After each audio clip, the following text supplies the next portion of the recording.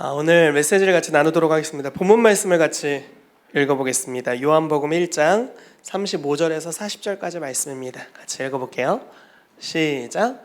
또 이튿날 요한이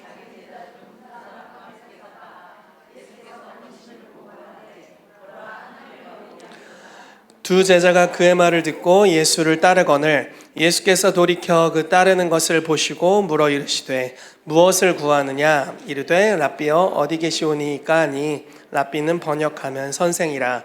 예수께서 이르시되 와서 보라. 그러므로 그들이 가서 계신 데를 보고 그날 함께 거하니 때가 10시쯤 되었더라. 요한의 말을 듣고 예수를 따르는 두 사람 중에 하나는 시몬 베드로의 형제 안드레라. 아멘. 자, 이 말씀으로 같이 은혜를 나누길 원합니다. 되게 심각했죠? 주님 어디 계십니까? 목사님이 주님을 잃어버렸나? 이런 생각이 들 수도 있고.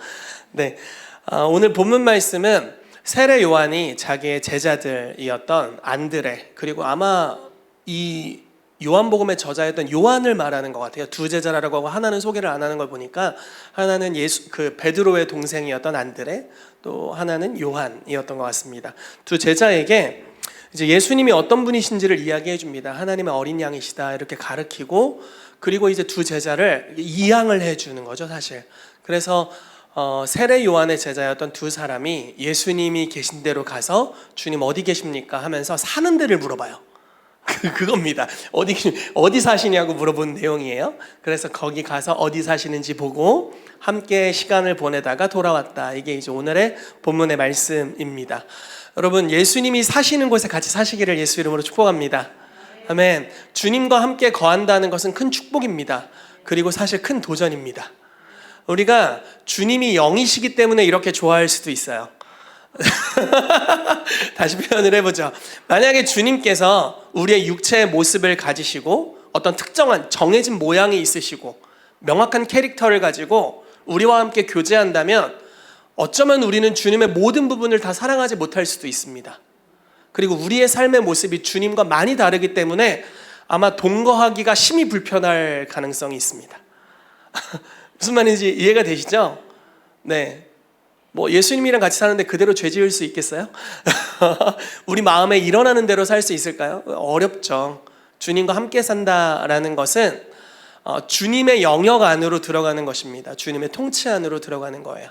그리고 주님께서는 몇몇 사람들을 제자, 사도들로 불러내셔서 특별히 깊이 있게 함께하게 하셨습니다.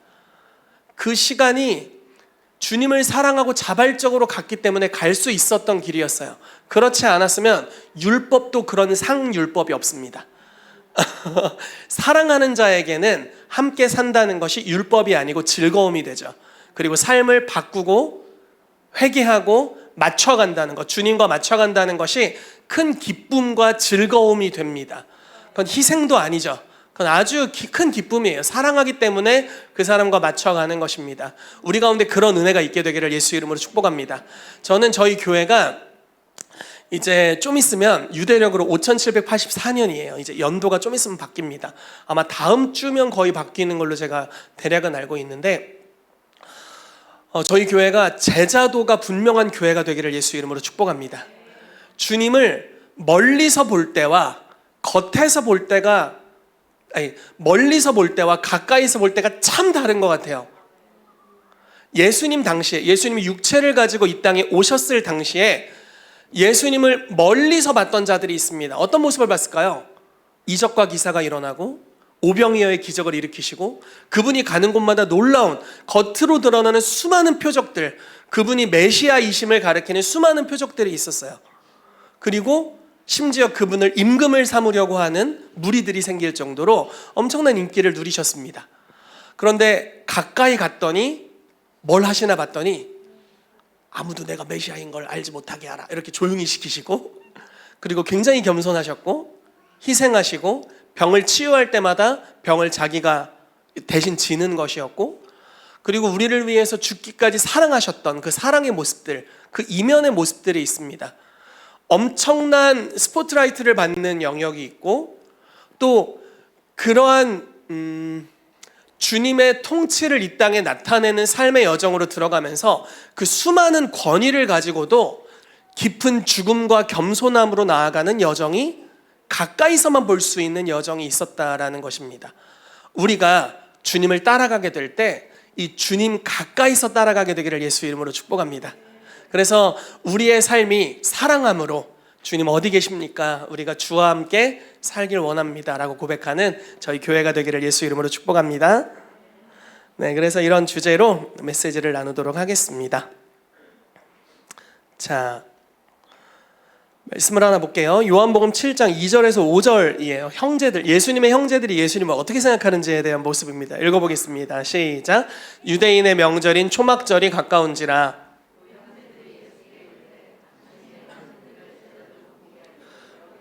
유대로 가소서. 스스로 나타나기를 구하면서 묻혀서 일하는 사람이 없나니 이 일을 행하려 하거든 자신을 세상에 나타내소서 하니 이는 그 형제들까지도 예수를 믿지 아니함이로라. 아멘. 자, 예수님이 명절에 이제 초막절이 이르렀습니다. 보통 명절에는 이스라엘 사람들이 다 예루살렘 성전에 있는 곳으로 모이기 때문에 형제들이 권하는 거죠. 형을 보니까 아무래도 좀 나타나시려고 하시는 것 같아요. 뭐 메시아 뭐 이런 아마 메시아라는 믿음이 있었을 수도 있어요. 근데 아마 예수님의 실제 메시아상과는 다른 메시아상이 있었을 수도 있을 것 같아요. 그러니까 예를 들어서 예수님이 우리 형이 임금이 되려는구나. 그게 하나의 목적이겠구나. 그래서 많은 사람들 앞에 나타나서 연설을 하고 설교를 하고 유명해지고 많은 명예, 많은 사람들의 신임을 얻게 되어서 이제 로마에 대항할 만한 그런 영역으로 가기 위해서는 그분이 명절에 사람들 모였을 때 전략적으로 가야 된다. 뭐 이런 생각들을 하고 있었던 것 같습니다. 근데 예수님은 그런 게 아니었어요. 그분이 메시아 그리고 왕으로 진리의 왕으로서 통치하시는 길은 십자가로 가는 거였어요. 완전히 반대의 길이에요. 그래서 가까운 형제였음에도 불구하고 정서적인 거리가 멀리서 예수님을 보는 겁니다. 그리고 그분이 어디로 가시는지를 추측을 하는 거죠. 이렇게 하면 좀 더 좋을 것 같은데, 이렇게 하면 좀 더 좋을 것 같은데라는 생각을 하게 되는 거예요. 그리고 그런 생각 안에서 예수님에게 명절에 가세요 이렇게 권하는 거죠. 네. 여러분, 때로는 우리의 삶이 이럴 수도 있을 것 같아요. 주님, 절대 십자가는 지시면 안 돼요. 꽃길만 걸읍시다 우리. 그러면서 우리의 삶의 여정이 그리스도를 따라서 십자가의 길을 통과해서 부활로 나아가기보다는 그냥 주님이 하셨던 이적과 기사, 부의 이동, 또 뭐가 있을까요?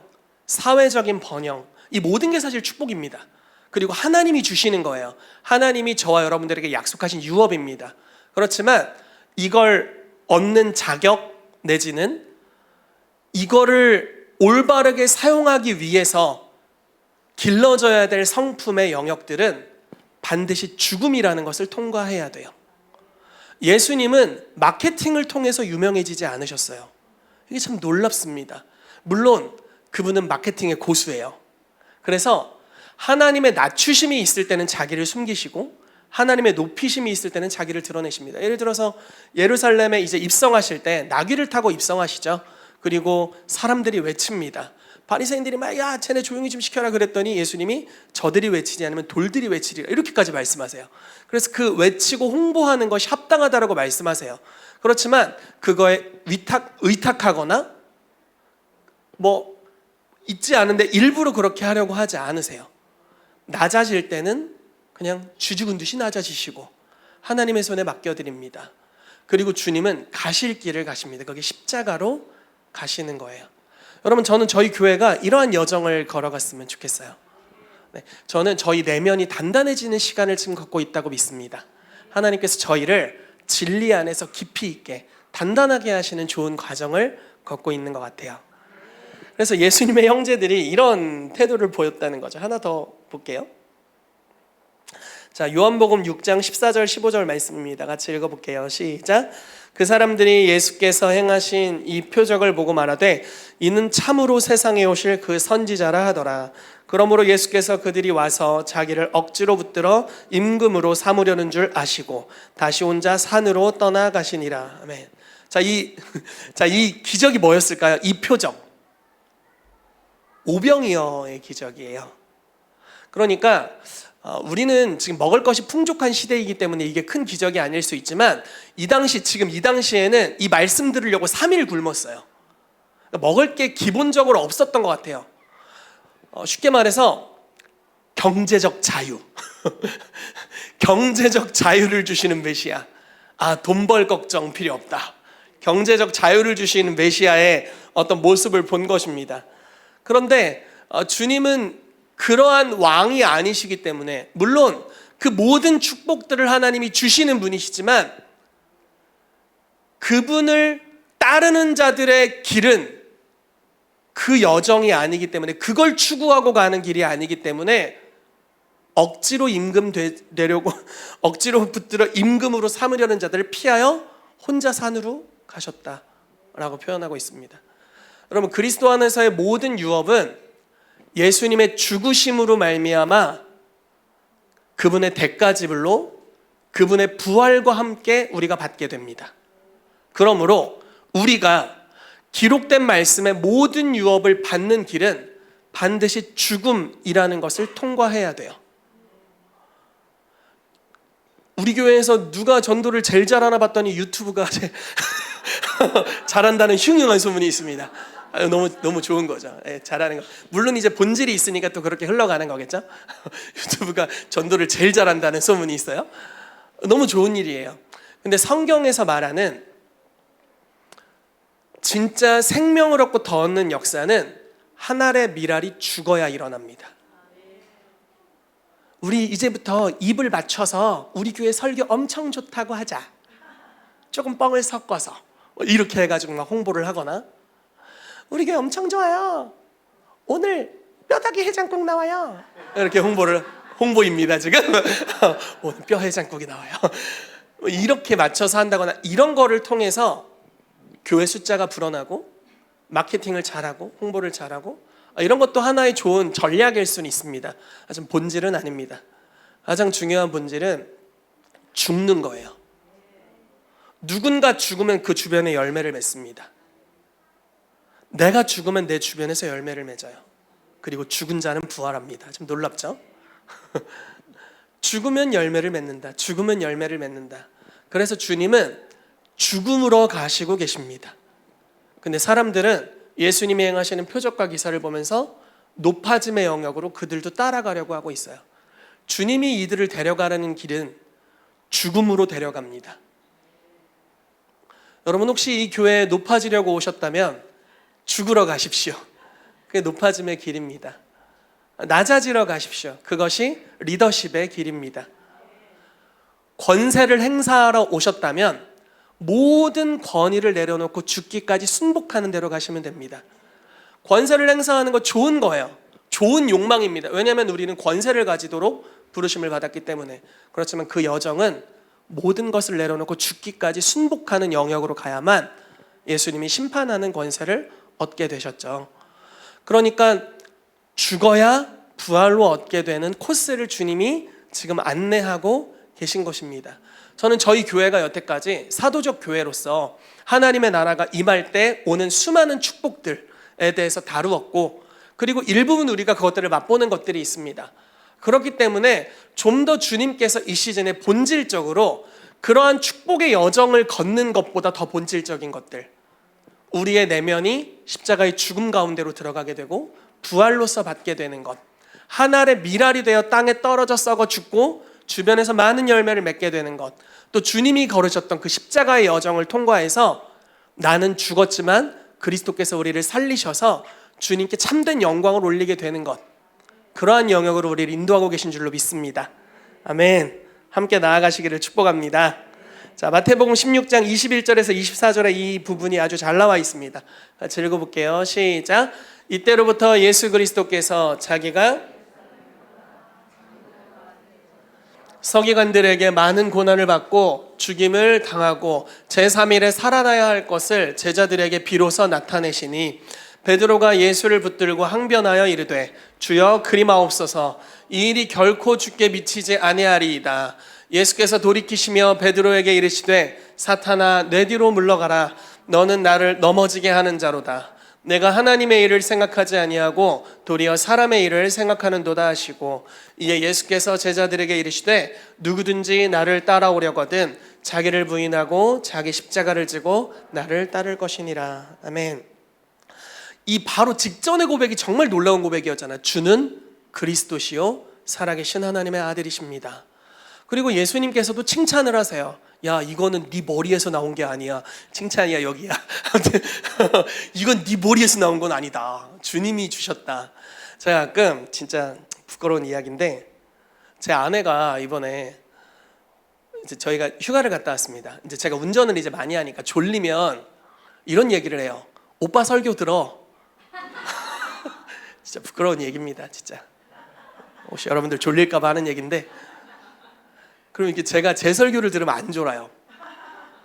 죄송해요. 뭐 엄청 좋다 그런 건 아닙니다. 그런 건 아닌데 내가 한 거니까 이제 안 졸고 듣다 보면 와, 이건 진짜 내 머리에서 나온 게 아니다. 이런 것들이 가끔 있어요. 가끔. 넘어갈게요. 네. 베드로가 주는 그리스도시요 살아계신 하나님의 아들입니다 이렇게 고백을 했는데, 베드로 머리에서 나온 게 아니었어요. 이건 계시였어요. 자, 보세요. 계시를 받았고 계시의 인도함을 받았음에도 불구하고 어떤 방식으로 메시아를, 자, 이미 사도로 부르심을 받았어요. 제자라고 말씀하셨고 사도라고 말했잖아요. 제자는 그가 있는 곳에 예수님이 오는 사람이 아니에요. 그분이 가시는 여정에 따라가는 거예요. 함께 사는 거잖아요.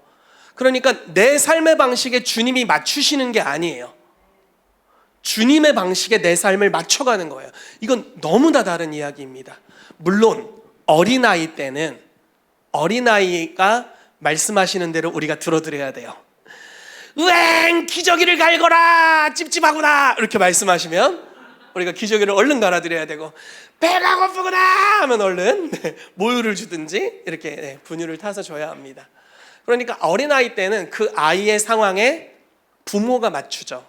근데 이 아이가 장성했어요. 유업을 이을 자가 됐어요. 그때부터 어떻게 하나요?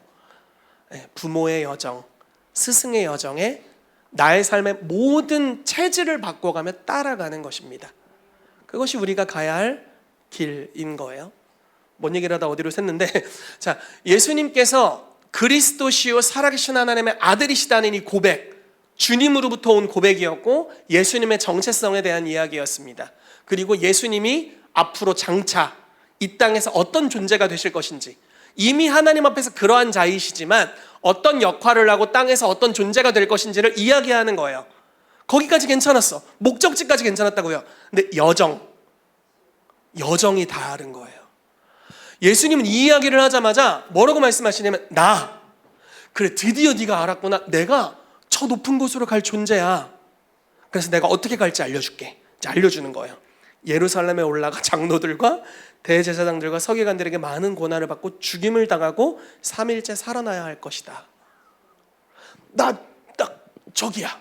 내 목적지. 거기 가서 다스릴 거야. 어떻게 갈 건지 알려줄게. 여태까지는 너네가 못 알아들었는데 이제 계시가 임했으니까 알려줄게. 어떻게 가냐면 죽어. 그리고 살아나. 제자란 말이에요. 굉장히 부담스러운 이야기를 하는 거예요. 실제적으로 와닿게 해드릴까요? 우선 파산해. 경제적으로 파산해. 그리고 다시 부요함을 취하게 될 거야. 누가 예언을 하는 거예요. 우리의 삶에 와서 너가 주님을 따르고 있지, 잘하고 있도다. 너는 엄청난 부를 소유하게 될 것인데 3달 뒤에 딱지가 붙을 거야. 빨간 딱지. 들어는 봤니? 지금 그런 이야기를 하는 거예요. 전혀 달갑지가 않죠. 그리고 30년 빚쟁이들한테 쫓겨다니고 그 이후 살아나리라. 전혀 달갑지가 않아. 전혀 달갑지가 않아. 어떻게 달갑지가 않지.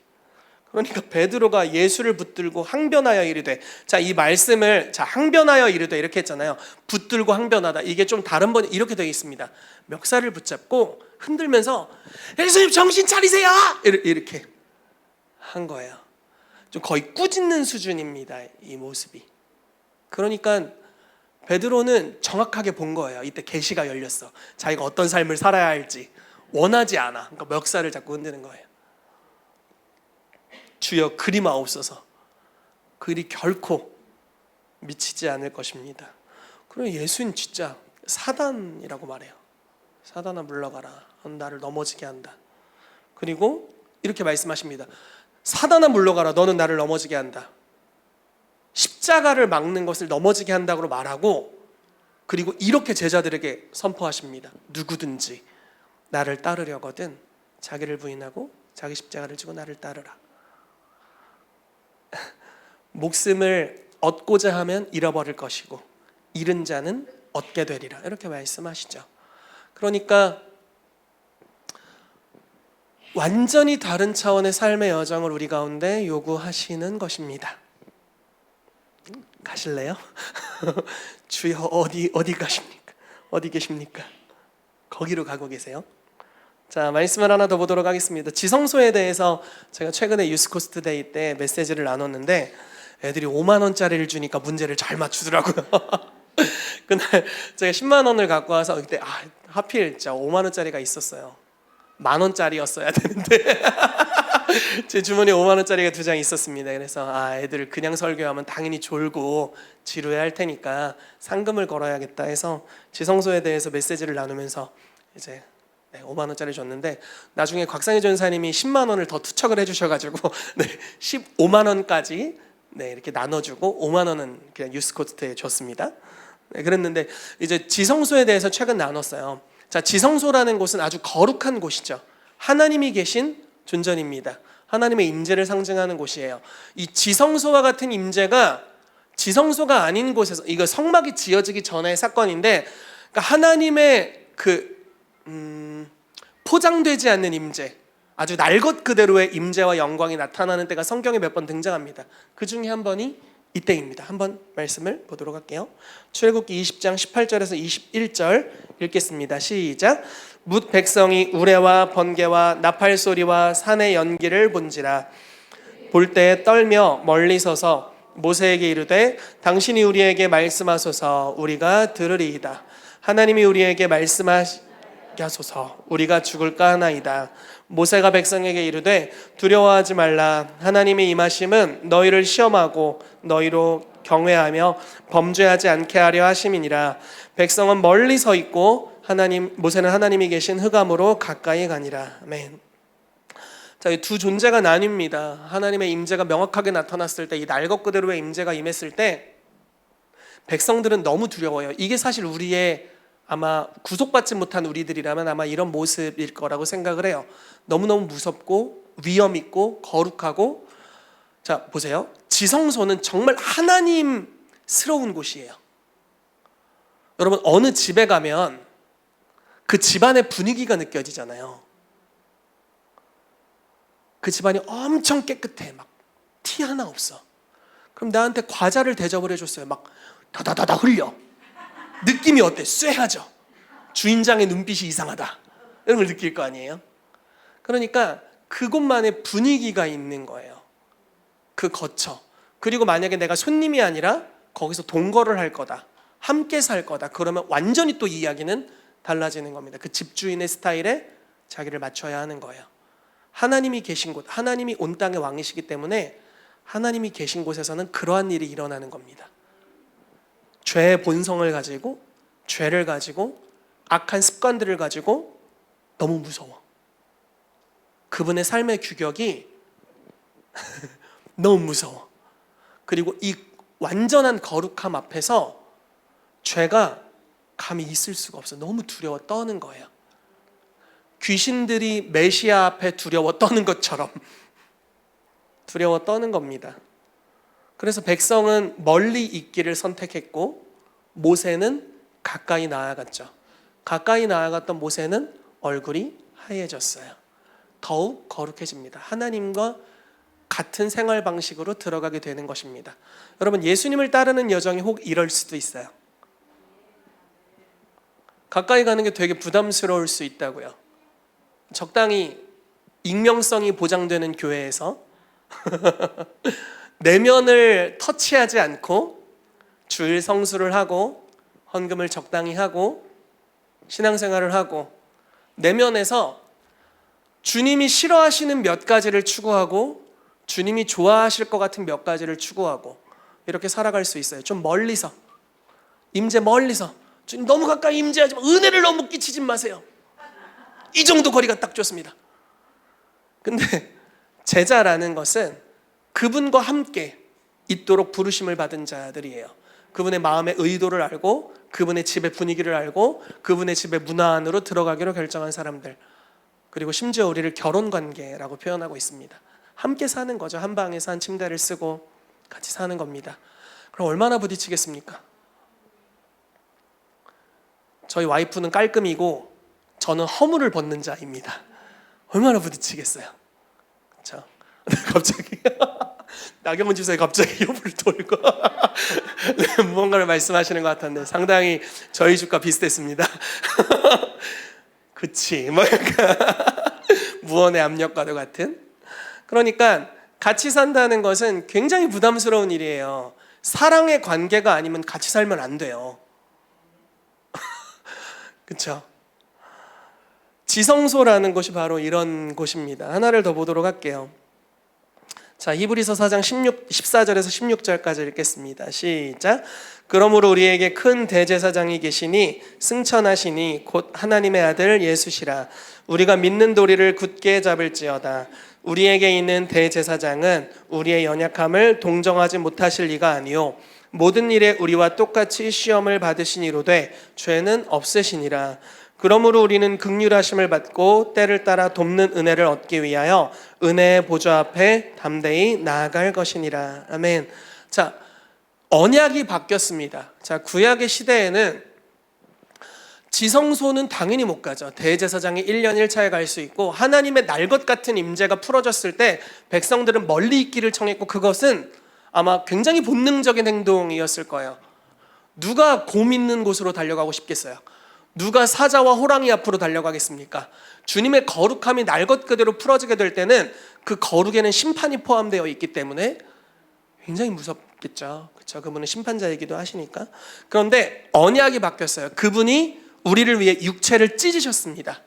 육체는 휘장이라라는 히브리서 말씀의 표현이 있는데 육체를 찢으시면서 지성소와 성소의 문이 열리게 되었고 모든 그리스도의 구속을 힘입은 자들이 그분의 지성소로 담대히 들어갈 수 있게 됐어요. 말씀에는 표현하기를 긍휼하심을 받고 때를 따라 돕는 은혜를 얻기 위하여 어느 보좌로 간다고요? 은혜의 보좌로 간대요. 은혜. 합당하지 않은 자에게 주어지는 하나님의 호의, 은혜입니다. 합당하지 않죠. 지성소에 갈 자격도 없고 들어갈 능력도 안 되고 들어가서 견딜 수 있는 거룩함도 없어. 아무것도 없어. 그런데 초대하고 계세요. 대제사장이 계시기 때문에 그분이 제물이 되셨고 하나님의 어린 양으로서 우리를 위한 제물이 되셨고 그분 자체가 대제사장이 되기 위해서 온갖 고난을 다 당하셨기 때문에 우리를 완전히 이해하십니다. 이해하시는 분이 들어오라 라고 말씀하시는 겁니다. 그리고 지성소로 우리가 들어갑니다. 근데 그 안에서 맘대로 사는 것이 아니라 은혜와 진리로 지어져 가게 돼요. 그 아주 어린 영아 시절부터 우리를 견디시고 사랑하시고 축복하시고 양육하시고 기르시면서 이끌어 오셔서 결국 그 지성소에서 나를 따라오라 계속 말씀하시면서 우리를 점점 더 거룩하게 하시는 여정으로 우리를 인도해 주십니다. 여러분 주님을 사랑하십니까? 주님을 사랑하신다면 주님의 집으로 가시기 바랍니다. 아멘. 주님을 사랑하신다면 그분이 계신 곳에 여러분들이 있으시기를 바랍니다. 그분이 계신 곳이 지성소입니다. 자, 깊은 곳으로 지금 초대하고 있습니다. 제자라는 것. 그것은 따라다니는 회중, 관심이 있을 때 가고 관심이 없을 때 오지 않은 것과는 완전히 다른 것입니다. 제자라는 것은 스승이 가는 모든 곳에 갑니다. 열왕기상에는 그 내용, 열왕기하 1, 2장 아마 그쯤인 것 같아요. 내용이 잘 표현되어 있습니다. 엘리야가 이제 승천할 기약이 가까웠을 때 엘리사가 엘리야를 따라갑니다. 근데 이렇게 말해요. 따라오지 마라. 내가 이제 어디로 갈지 몰라. 그랬더니 엘리사가 따라가겠습니다. 계속 따라가. 여리고도 따라가고 요단도 따라가고 정말 험난한 곳, 기적이 없이는 갈 수도 없는 그런 곳을 막 가랑이 붙잡고 쫓아가는 거예요. 그리고 마지막에 요구를 하죠. 갑절, 당신에게 부어있는 성령의 영감이 갑절이나 내게 있게 원합니다. 이렇게 요구를 합니다. 그리고 결국 스승이 승천하는 것을 보면서 그것을 받게 되죠. 따라가는 거예요. 그 여정을. 주님, 나 가만히 있을 테니까 은혜 주세요. 이렇게 이런 게 아니라 그분은 움직이시는 하나님이세요. 그분은 움직이시면서 사랑하시고 여전히 중보하시고 우리 안에 성령님으로 거하시면서 우리에게 희생을 통해 죽음을 통해 사랑하는 법을 계속해서 알려주고 계십니다. 그리고 그 주님의 지성소와 같은 임재는 이 제자됨으로 초대받은 자들의 삶에서 일어나게 될 거예요. 손을 이렇게 올리고 훈련하는 것도 좀 도움이 될 겁니다. 성령 임해주세요. 3시간 있었더니 오늘 찌릿찌릿해서 저릿저릿으로 바뀌었어. 레벨업. 이런 훈련도 필요할 수 있어요. 근데 가장 본질적인 하나님의 임재 훈련, 오늘 저희가 임재 연습 뭐 한다고 했죠. 이 임재에 대한 훈련은 그분의 삶의 방식으로 살아가는 것입니다. 그분의 방식으로 사랑하는 거예요. 내 방식을 고수하지 않고 내 거를 내려놓고 어쩌면 죽어야 될 거예요. 어떤 습관들은 죽어버려야 돼 그냥. 죽고 그분의 삶의 방식을 깨닫는 즉시 순종하고 살아가는 것입니다. 예수님이 12명과 공동체 생활을 했다. 전 공동체 생활 너무 싫어요. 내 가족이랑 사는 것도 쉽지 않은데 공동체 생활이라니 너무 어렵죠. 근데 예수님이 12명의 사람들과 사셨다. 물론 그분의 입장에서 많은 걸 이해해 주셨겠지만 본질은 그분에게 제자들이 맞춰가는 것이었습니다. 여러분, 주님께 맞추시기를 바랍니다. 그분을 따라가시길 바랍니다. 그분은 사랑하는 법을 우리에게 알려주실 것입니다. 자, 마가복음 3장 13절에서 15절 말씀 읽겠습니다. 시작. 또 산에 오르사 자기가 원하는 자들을 부르시니 나온지라. 이에 12를 세우셨으니 이는 자기와 함께 있게 하시고 또 보내사 전도도 하며 귀신을 내쫓는 권능도 가지게 하려 하심이니라. 아멘. 자, 이렇게 제자들을 가까이 부르고 계세요. 여러분들이 가까이 오시기를 축복합니다. 이 제자됨의 축복은 사실은 그분이 콜링하시는 거예요. 근데 우리 시대는 이미 콜링을 받았어요. 우리 모두가 새 언약 안에서 콜링을 받았습니다. 여러분, 이런 말씀 들어보신 적 있으세요? 청함을 받은 자는 많되 택함을 입은 자는 적다. 그러니까 잔치상의 초대를 모두가 받아요. 근데 들어간 사람은 많지 않아요. 이게 굉장히 중요한 일이에요. 마태복음 28장에 제자를 삼으라라고 말씀하고 있잖아요. 성도로서, 물론 성도가 다 제자가 되어야겠지만, 자, 주일 예배에 참여하는 것과 제자는 완전히 다른 모습일 거예요. 주님은 제자를 원하세요. 우리 교회에서 제자를 원하십니다. 여러분들의 내면에 들어가길 원하세요. 여러분들의 삶의 습관에 터치하길 원하세요. 오 마이 갓. 우리의 내면을 터치하길 원하시고 우리의 삶의 습관에 관여하길 원하세요. 왜냐하면 함께 사시니까. 그리고 우리가 제자고 그분이 스승이시니까. 그래서 그분이 우리를 변화시켜 가시도록 허락해 드린다면 그분의 은혜의 보좌 앞에서 우리가 사랑을 받으면서 진리 안에서 계속 변화되어 갈 것입니다. 진리 안에서 변화되어 가는 여정에 대해 두려워할 필요가 없어요. 왜냐하면 이건 율법이 아니거든요. 완전한 용납 안에서 진리로 역사하시는 것입니다. 여러분, 진리는 우리를 때로는 아프게 합니다. 사랑 없는 진리는 사람을 죽일 수도 있어요. 어떤 사람에게 큰 상처를 줄 수 있어요. 왜냐하면 이런 걸 가리켜 팩트, 폭행, 팩폭이라고 하거든요. 그분이 만약에 사랑 없이 진리를 내뱉는다면 우리는 그 즉시 죽을 거예요. 얻어맞을 게 너무 많으니까. 그런데 은혜가 있습니다. 은혜의 보좌입니다. 은혜로 충만해요. 아버지의 독생자의 영광이요 은혜와 진리로 충만하더라. 은혜가 넘칩니다. 충만해요. 그리고 그 충만함 안에서 진리가 풀어지기 시작합니다. 레마의 말씀으로, 삶의 방식으로, 습관으로 우리 가운데 하나하나 말씀하세요. 그리고 우리가 교정되어 갈 수 있습니다. 이 여정을 걷게 되시기를 예수 이름으로 축복합니다. 아멘. 자, 끝으로 가고 있습니다. 자, 사도행전 3장 6절에서 10절 말씀 같이 읽어보겠습니다. 시작. 베드로가 이르되 은과 금은 내게 없거니와 내게 있는 이것을 내게 주노니 나사렛 예수 그리스도의 이름으로 일어나 걸으라 하고 오른손을 잡아 일으키니 발과 발목이 곧 힘을 얻고 뛰어서서 걸으며 그들과 함께 성전으로 들어가면서 걷기도 하고 뛰기도 하며 하나님을 찬송하니 모든 백성이 그 걷는 것과 하나님을 찬송함을 보고 그가 본래 성전 미문에 앉아 구걸하던 사람인 줄 알고 그에게 일어난 일로 인하여 심히 놀랍게 여기며 놀라니라. 아멘. 자, 베드로가 드디어 첫 번째 여기 이적과 기사가 일어납니다. 사도행전 2장에서는 물론 놀라운 설교가 있었지만 기적이 일어났다는 표현이 거기 나와 있지는 않아요. 근데 이제 3장에 보면은 이 강력한 기적의 역사가 일어나게 됩니다. 미문에 앉은 뱅이었고 이 사람이 굉장히 오랜 시간 거기 앉아 있었던 사람이었죠. 근데 일으켰어요. 살려냈습니다. 그리고 나서 어떤 일이 불을 보듯 많은 사람이 몰려들었죠. 옛날 베드로였으면 지금이 한몫 잡을 기회야. 지금이다. 바로 홍보의 때. 지금이야. 나 스스로를 높일 때야. 메시아를 따르는 이로써 그 우편에 앉을 자로 나의 위상을 세워야 될 때야. 이렇게 생각했을 수 있을 거예요. 근데 뭐라고 말하냐면 왜 우리에게 주목하느냐. 얼음을 끼얹어 버렸어. 와! 왜 우리에게 주목하느냐. 얼음을 이런 태도가 바나바와 바울을 통해서도 어느 마을에서 벌어집니다. 자, 어느 마을에서 바울이 정확하게 기억나진 않지만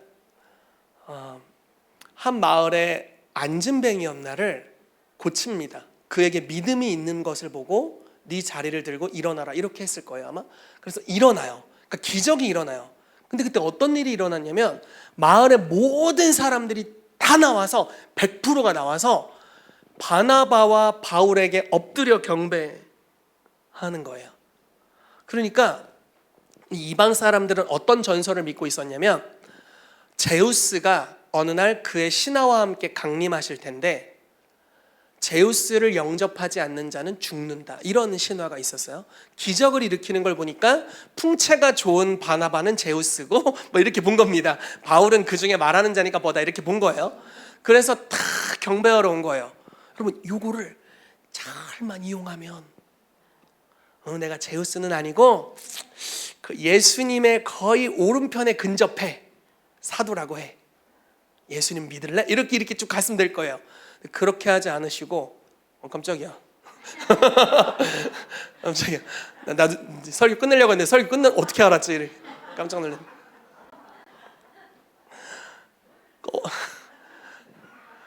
말문이 막힌다. 네, 뭔 얘기를 하다가 까먹었어. 네, 제우스 얘기하다가 왜 예수님 얘기하다 제우스 얘기를 해가지고. 네. 근데 뭐라고 얘기하냐면 우리는 그러한 자가 아니다라고 그냥 밝혀요. 그리고 너희가 이런 행동을 하지 말도록 주님이 우리를 보내셨다. 우리도 그냥 너희와 같은 사람이다. 이렇게 표현해요. 그래서 어떻게 되는 줄 아세요? 바울이 그 다음 장면에 돌에 맞아서 죽었어요. 놀랍지 않습니까? 그러니까 성경에는 바울이 돌에 맞았고 움직이지 않았다 이렇게 표현돼요. 제자들이 둘러쌌는데 갑자기 벌떡 일어났어요. 그리고 다른 장소로 갑니다. 그러니까 죽은 자 가운데서 부활했다는 표현이 맞을 수도 있을 것 같아요. 숨이 멎었을 수도 있습니다. 굳이 죽으면서까지 그걸 그렇게 드러냈어야 했나? 적당히 이용하고. 근데 바울이 빌립보서에 하는 이야기를 보면은 내가 그리스도의 고난에 참여하고 그의 부활에 참여하기 위해서 어떻게 하든지 죽고자 한다 이렇게 표현해요. 그 죽는 걸 기뻐했어요. 여러분 사랑하기 위해서는 계속 나의 어떠함에 대해 죽을 필요가 있습니다. 제가 인터넷에서 어떤 짤을 봤는데 어떤 아빠가 이렇게 얘기하더라고요. 이건 저에게 너무 어려운 일인데, 모든 부모들은 아이를 양육하기 위해서 아이에게 굉장한 것을 해줘야 된다고 생각한대요. 근데 자기는 사실, 그 사람이 육아에 대해 되게 유명한 남자분인가 봐요. 자기는 사실 육아가 너무 귀찮았대요. 너무 힘들고 귀찮았대요. 근데 뭐라고 이야기를 하냐면, 결국 귀찮아하지 않기만 하면 아이가 잘 자라는구나 라는 걸 깨달았대요. 우리 아들이 웃는데 심상치가 않네. 그러니까 하기 싫어. 하기 싫은데 아이가 원해. 어떻게 해요? 하지 뭘. 죽는 거예요. 귀찮음에 대해서. 나도 지쳤어. 너도 지쳤니? 근데 도움을 원해요. 그럼 나도 지쳤지만 죽고 하는 거죠. 나도 어려워. 근데 어려운 도움의 손길이 보여요. 어려운 자들을 돕는 게 결국 이웃이잖아요. 그러면은 나의 힘듦에 대해서 죽고 섬기기로 결단하는 거죠. 나도 내 기도할 게 많아. 근데 기도 제목을 요청해요. 그러면은 시간을 내서 의도적으로 기도 시간을 갖고 기도하고 복음을 증거하고 섬기고, 이 모든 것들이 다 나에 대해 죽는 영역입니다. 나를 드러내거나 높이는 것에 대해서 죽고, 나의 어떠함에 대해서 죽고 그리스도께서 드러나시게 하는 것, 이것이 바로 베드로가 걸었던, 바울이 걸었던, 바나바가 걸었던, 사도들이 걸었던 그 제자도의 길인 것 같습니다. 그래서 결국 돌에 맞아 죽다 깨어나고, 사도행전 16장에 가보면 바울이 복음을 증거하는데, 신라와 복음을 증거하는데 그 점치는 여종 하나가 따라다니면서 계속 이런 얘기를 합니다. 이분들은 하나님의 복음을 전하러 오신 분들이다. 근데 이게 보통 점치는 여종이 아니라, 우리식으로 표현하자면 그 지역에서 제일 센 무당이었어요.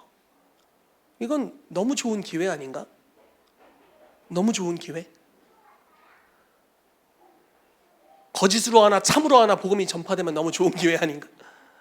그러니까 그 지역 제일 센 무당이 우리를 보증해주고 있는 거예요. 근데 바울은 여러 관점이 있었겠죠. 제가 이제 다른 하나의 관점 보는, 지역적인 스피릿이었기 때문에 거슬려서 축사했다 이럴 수도 있지만, 그 여종은 어떻게? 그 여자애는 어떡합니까? 귀신 들려서 자유케 해야 되는 거예요. 더 이상 점치게 둬서는 안 되는 겁니다. 그 입에서 지금 옳은 말이 나오지만 그 사람이 가는 길은 지옥이니까, 그걸 통해 내가 보증을 받고 갈 수 있지만 지옥 가는 거예요. 그래서 축사하죠. 어떤 일이 벌어집니까? 감옥 갔어요. 내비뒀으면 칭송받고 복음도 잘 전파됐을 것 같아. 근데 내면 깊은 곳을 파내려가서 드러내버렸어요. 귀신을 드러내서 쫓아버렸어요. 그리고 그 마을에 사실 역사했던 어둠의 영들이 주인을 통해서, 간수를 통해서 바울과 바나바를 죽이려고 하죠. 묶여 있었지만 기도하고 예배할 때 주님의 영광이 임하고, 정말 빌립보 지역을 묶고 있었던 어둠의 영이 축사되어 떠나가게 되죠. 그리고 감옥 가장 깊은 곳에서부터 구원의 역사가 풀어집니다. 적당히 흐름을 이용하고 가는 것, 그게 우리 내면의 주님이 우리를 인도하시는 길과 좀 달라도 적당히 이렇게 흘러가는 대로 가면은 적당히 괜찮을 수 있죠. 그렇지만 나중에 그 깊이 뿌리 내려 있는 어둠을 드러내야 될 때가 될 때 쌓아 올렸다고 느꼈던 그 모든 것들이 다 엎어져 버릴 겁니다. 영원하지 않은 것들은 다 하나님의 소멸하는 물로 태워지게 될 거예요. 주님은 우리 내면 깊은 곳까지 다 드러내고 다루기를 원하십니다. 우리가 가는 여정이 또 그러하길 원하세요. 이건 아주 급진적인 제자도, 급진적인 성령의 불의 역사입니다. 그래서 아마 그렇게 많은 대적이 있었겠죠.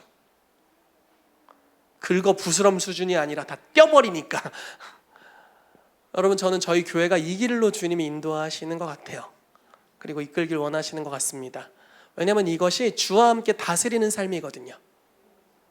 주님은 주님과 함께 거하면서 우리의 삶의 방식을 그분께 접붙여서 우리는 돌감람나무의 가지에 불과했어요. 어울리지 않아요. 근데 참감람나무인 그분께 연결되어서 그분의 영양분을 받으며 가지의 성분과 DNA가 계속 변하기 시작하는 거죠.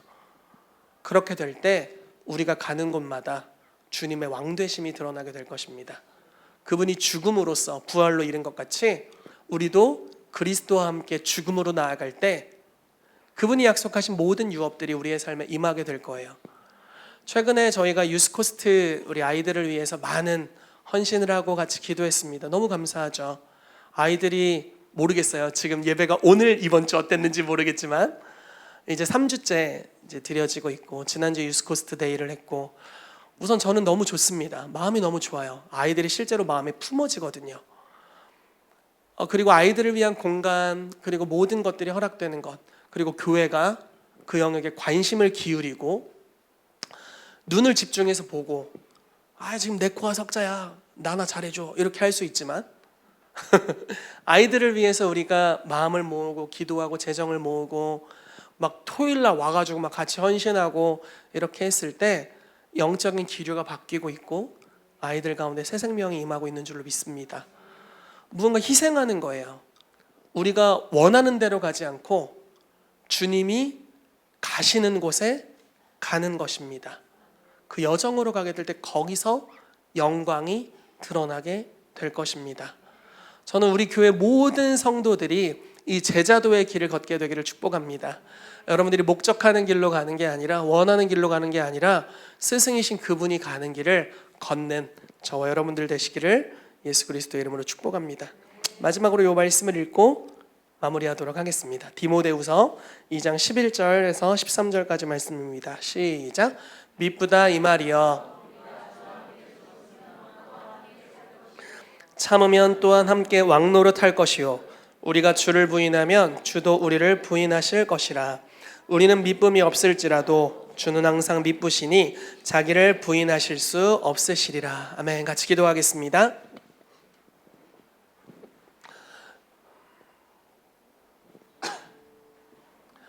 같이 기도하겠습니다. 누군가와 함께 산다는 것은 내 삶의 체질에 바뀌는 것을 의미합니다. 이제 결혼해서 11년이 됐습니다. 삶이 많이 바뀌었어요. 그리고 아직도 바뀌어야 될 게 많이 있습니다. 서로가 서로에게 바뀌어야 될 게 많이 있습니다. 우리끼리 살다가 아이가 태어났는데 바뀔 게 정말 많아졌어요. 그리고 여전히 바뀔 게 많이 있습니다. 함께 사는 것은 체질이 바뀌는 것입니다.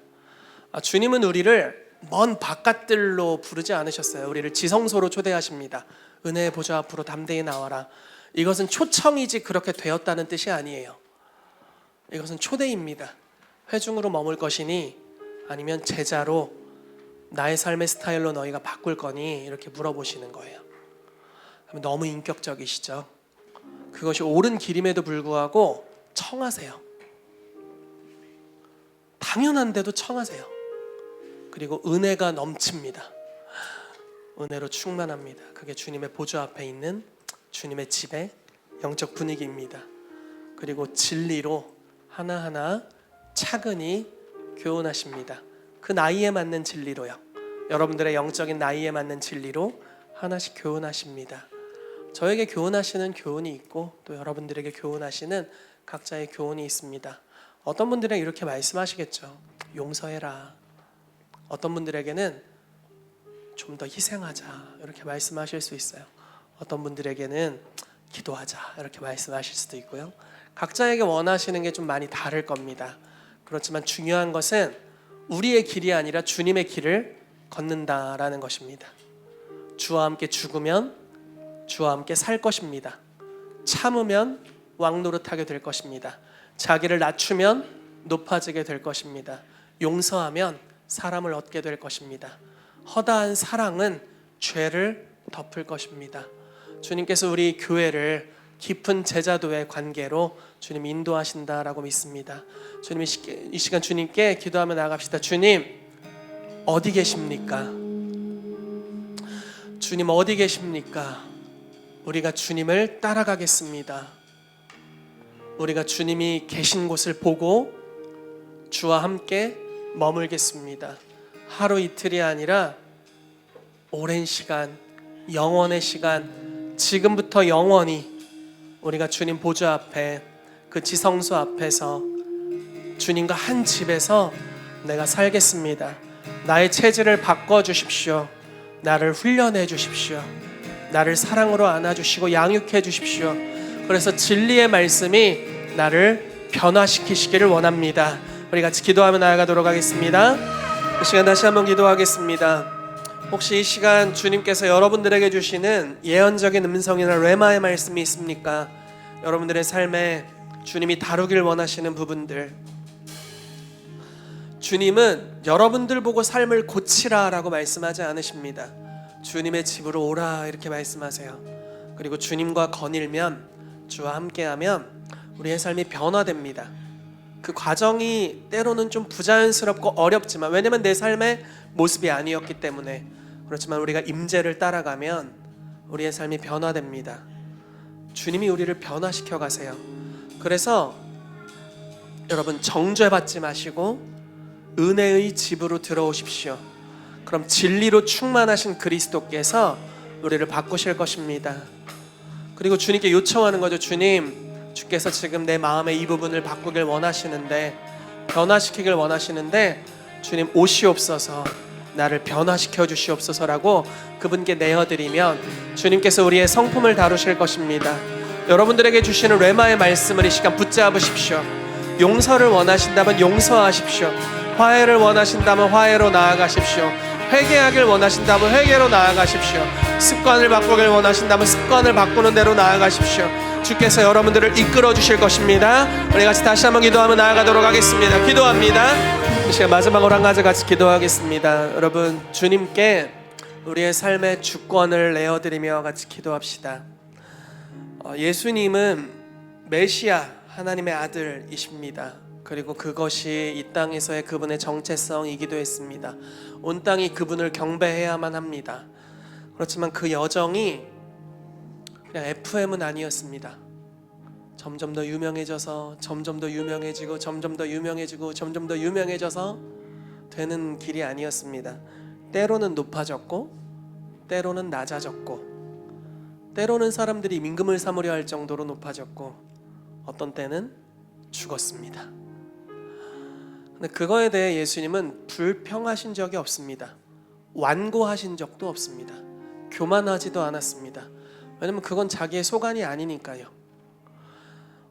여러분들 중에 어떤 분은 주님께서 거부로 부르셨다고 믿습니다. 근데 지금은 경제 상황이 매우 안 좋을 수도 있어요. 1년 뒤에는 엄청 좋아질 수도 있어요. 2년 뒤엔 또 엄청 안 좋아질 수도 있어요. 높아짐과 낮아짐이 있습니다. 그렇지만 여러분, 불평하지 마십시오. 원망하지 마십시오. 그분은 모든 걸 합력해서 선을 이루십니다. 그 모든 과정을 통해서 우리를 제자 삼아 가십니다. 제가 작년 6월부터 인생이 안 풀리기 시작했어요. 작년 6월 너무 안 풀려서 기억이 나. 제 인생이 쉽게 가는 스타일입니다. 근데 작년부터 쉽게 가지지가 않더라고요.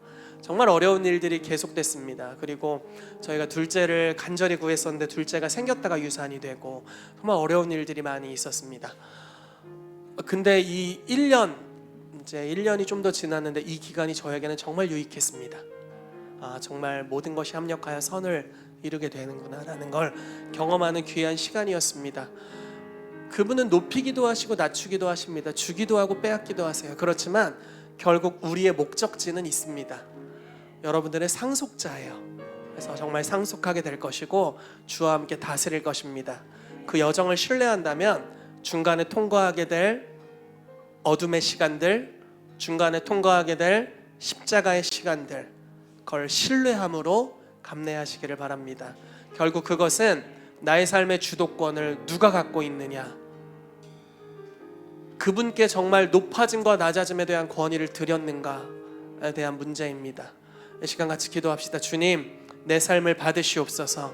내 삶의 주권이 주님의 것임을 선포합니다. 나의 높아짐과 낮아짐도 주님의 것입니다. 주님은 요셉의 낮아짐을 사용하셨고 요셉의 높아짐을 사용하셨습니다. 주님은 예수 그리스도의 낮아짐도 사용하셨고 높아짐도 사용하셨습니다. 주여 우리의 삶에 오셔서 우리의 삶의 형통치 못함도 사용하시고 우리의 삶의 형통함도 사용하시옵소서. 낮아짐을 통해서 우리를 교훈하시고 높아짐을 통해서 우리를 인도하여 주시옵소서. 우리의 삶의 모든 주권이 주께 있음을 예수 그리스도의 이름으로 선포합니다. 모든 것이 합력하여 선을 이루게 하여 주옵소서. 같이 기도하겠습니다. 하나님 감사합니다. 우리를 헤아려 했던 모든 것들 주님이 선으로 바꾸실 것을 선포합니다. 우리의 삶의 낮아짐을 사용하시고 높아짐을 사용하시며 막혔을 때를 사용하시고 형통함을 사용하시옵소서. 가진 것을 사용하시고 없는 것을 사용하시며 하나님 죽은 것을 사용하시고 부활을 사용하여 주시옵소서. 그렇게 우리의 삶의 전반적인 모든 영역이 하나님의 손에 있음을 선포합니다. 예수 그리스도께서 하나님의 손에 붙들려 나아가셨던 것 같이 우리가 주님의 집에 거하기로 결정한 자들로 하나님의 손, 주권자의 손이 우리의 삶을 휘감으셔서 인도해 주시기를 기도합니다. 지금은 우리 주 예수 그리스도의 은혜와 하나님 아버지의 사랑하심과 성령님의 교통하심이 오늘 우리의 것을 내려놓고 주를 따르기로 결정한, 그래서 주님과 동거하고 주님의 여정을 함께 걷기로 결정한 킹스주빌리 교회 모든 지체들의 삶에 이제로부터 영원까지 함께 있을지어다.